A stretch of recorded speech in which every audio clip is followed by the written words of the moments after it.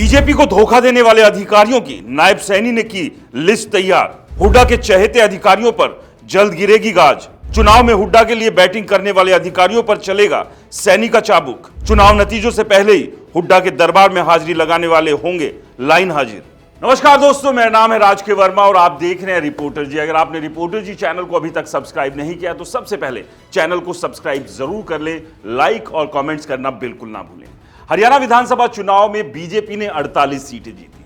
उस बीजेपी ने जिसको लेकर सभी लोगों का यह मानना था कि इस बार हरियाणा के विधानसभा चुनाव में बीजेपी किसी भी हाल में वापसी नहीं करेगी, तो जाहिर सी बात है इस बार सत्ता में वापसी की बारी थी कांग्रेस की। और सभी को यह लग रहा था कि 10 साल के इंतजार के बाद कांग्रेस एक बार फिर से हरियाणा में आ रही है और हरियाणा में अब जो सत्ता में आने वाला है तो जाहिर सी बात है उसके साथ सभी लगना भी चाहेंगे।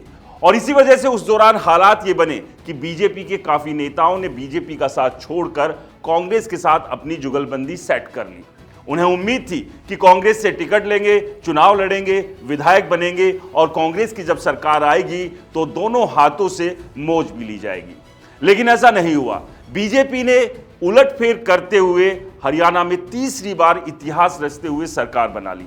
बीजेपी के हरियाणा में सरकार बनाने से उन सभी के इरादे और मंसूबों पर पानी फिर गया जिन्हें उम्मीद थी कि कांग्रेस के आने के बाद उनके जीवन में ढेर सारी मलाई आएगी और इस मलाई का वो लुत्फ उठाने वाले हैं।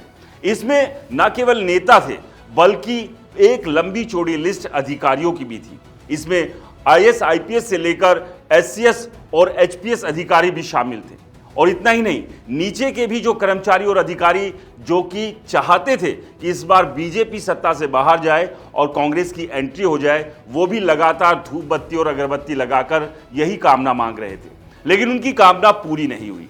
अब बीजेपी और खासतौर से मुख्यमंत्री नायब सिंह सैनी ने ऐसे तमाम अधिकारियों की लिस्ट तैयार करने के आदेश दे दिए और अपने उन तमाम विधायकों और उन उम्मीदवारों से जो चुनाव हार गए हैं उनसे बाकायदा इसका इनपुट भी लिया जा रहा है। यानी कि जाहिर सी बात है हरियाणा में तीसरी बार सरकार बनाने के बावजूद बीजेपी इस बात को लेकर संजीदा है कि जहां जहां वो चुनाव हारी है उसके पीछे के कारण क्या रहे और इस सब के अलावा वो कौन कौन से अधिकारी थे जो कि बीजेपी नहीं, यानी कि सत्ता में जो उस वक्त बीजेपी थी उसके साथ नहीं बल्कि कांग्रेस के लिए बैटिंग करने का काम कर रहे थे। आपको बता दें कि कुछ इस तरह की भी चर्चाएं शुरू हुई थी कि चुनावी नतीजे आने से पहले ही काफी अधिकारी तो पूर्व मुख्यमंत्री भूपेंद्र सिंह हुड्डा की कोठी तक में हाजिरी भी मार आए थे और इन तमाम नेताओं के नाम और इन तमाम नेताओं की पहचान अब मुख्यमंत्री नायब सिंह सैनी की टेबल तक पहुंच चुकी है। अब देखना यह होगा कि नायब सिंह सैनी ऐसे अधिकारियों को लेकर क्या कुछ एक्शन लेने वाले हैं, क्योंकि इन अधिकारियों की लिस्ट